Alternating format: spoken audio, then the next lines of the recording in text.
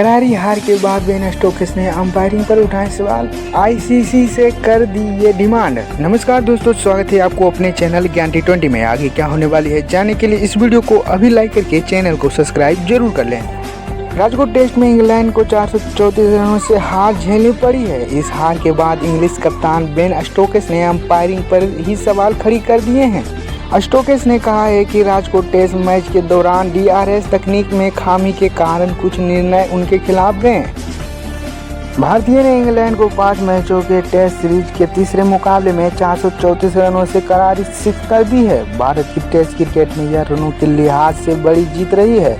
राजकोट में खेले गए इस मैच में इंग्लिश टीम को 557 रनों का लक्ष्य मिला था, लेकिन वह अपनी दूसरी पारी में 122 रनों के ही बना सकी है। इस धमाकेदार जीत के साथ ही भारत ने टेस्ट सीरीज में 2-1 की बढ़ती ले रही है।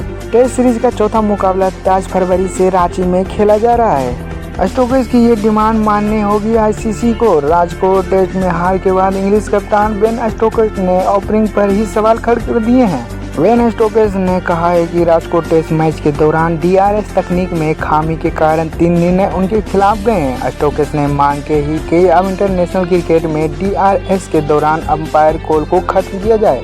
बेन स्टोक्स ने कहा है, हम इस खेल में 3 अंपायर कॉल के दौरान गलत एंड आउट थे। अंपायर कॉल DRS का हिस्सा है। आप या तो सही तरफ है या गलत तरफ है। दुर्भाग्य से हम गलत दंड दे रहे थे। मैं यह नहीं कह रहा हूं कि इस वजह से हम यह मैच हारे हैं, क्योंकि 500 रन बहुत होते हैं।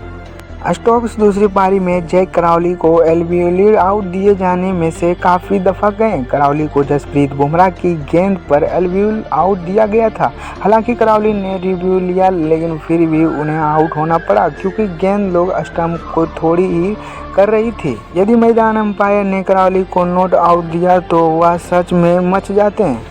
अंपायर्स कॉल होने के चलते उन्हें आउट करार दिया गया। बेन स्टोक्स और इंग्लैंड के हेड कोच ब्राउन स्कुलम ने इस लेकर मैच रेफरी जेफ क्रो से भी बात की थी। स्टोक्स ने आगे कहा है कि हम जैक क्राउली के DRS में कुछ अस्पष्टता चाहते हैं। रिप्ले में गेंद साफ स्टंप से चूकती हुई दिख रही है। हम स्टोकाई से हम अस्पष्टता चाहते हैं। नंबर्स के मुताबिक यह स्टंप हिट कर दी थी, लेकिन प्रोजेक्शन गलत था। मैं इसका मतलब नहीं जानता कुछ गलत हुआ है। ऐसा नहीं है कि मैं किसी को दोष दे रहा हूँ। सिस्टम में बदलाव की ज़रूरत। स्टोक्स को मानना है कि वह हार की ठिकरा इन फैसलों पर ही नहीं मोड़ना चाहते हैं, लेकिन सिस्टम को बदलने की काफ़ी ज़रूरत है। इसकी शुरुआत अंपायर कॉल से होनी चाहिए। पहली पारी में ओली पोप के आउट होने के इंग्लिश टीम नाराज थी। मोहम्मद सिराज की गेंद पर पोप को नॉट आउट दिया गया था।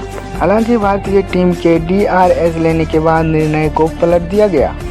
स्टोक्स को भरोसा है कि उनकी टीम से सीरीज को अब भी जीतने में कामयाब होगी। स्टोक्स ने बताया, मैंने यहां आने से पहले बात की और कहा कि ऐसे हफ्ते मुश्किल होती है। इंग्लैंड के लिए मैच हारना ऐसा नहीं है कि आप वहां होना चाहते हैं, लेकिन व्यक्तिगत रूप से मुझे लगता है कि जीत या हार दिमाग में होती है।